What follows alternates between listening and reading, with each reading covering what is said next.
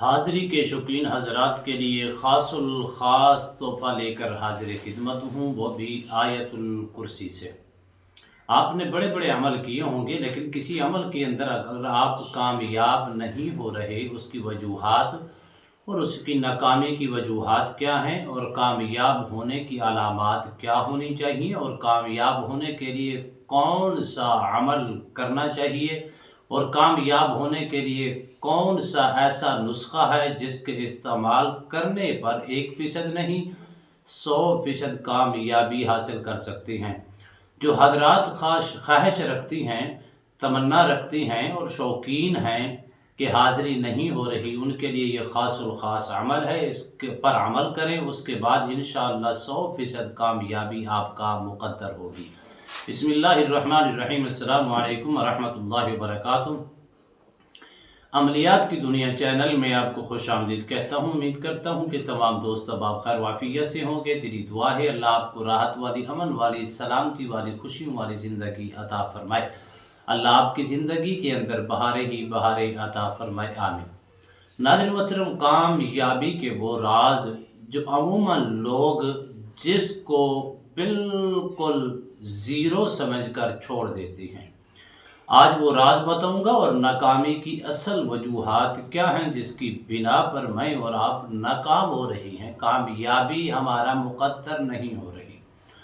توجہ طرف بات ہے، ناکامی کی وجہ ایک نہیں، دو نہیں، کئی۔ انسان کی اپنی کوتاہیوں کی وجہ سے، اپنی ہی کمزوری کی وجہ سے، اپنے ہی عمل کے اندر تو کامیابی ہے، لیکن اس عمل کے اندر جس عمل کو آپ کر رہی ہیں اس کے اندر آپ سنجیدہ نہیں ہیں، اس کو صرف اور صرف آپ ایزی لے کر نہیں کر رہے، بلکہ فارمیٹی کے طور پر آپ اس کو کر رہی ہیں، جس کی بنا پر آپ ناکام ہیں۔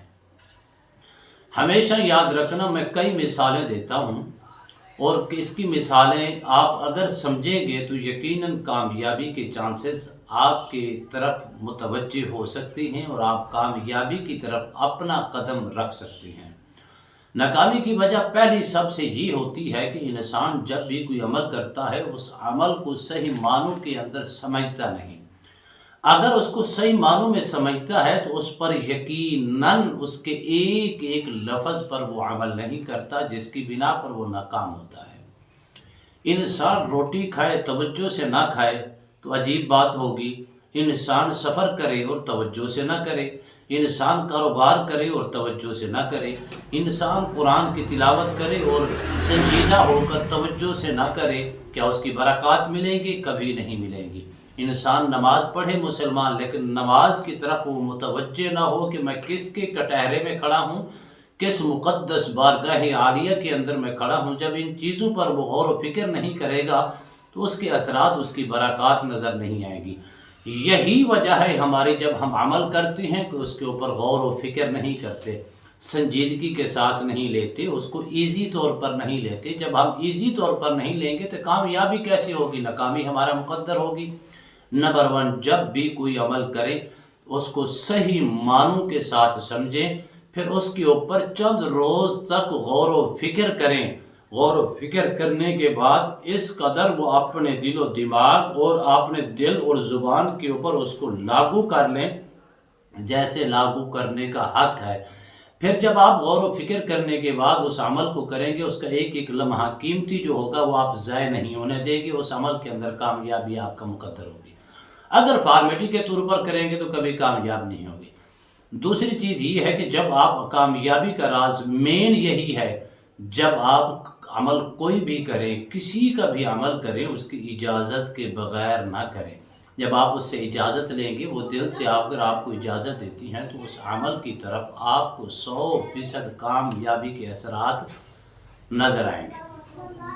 اگر آپ شوقین ہیں، حاضری کا شوق رکھتے ہیں، اور آپ عرصہ دراز سے اس فیلڈ کے اندر مصروف ہیں، لیکن کہیں سے آپ کو کوئی فائدہ نظر نہیں آ رہا، تو آپ نے صرف آیت الکرسی کو صرف اور صرف ہر نماز کے بعد صرف 11 مرتبہ اپنا لیں۔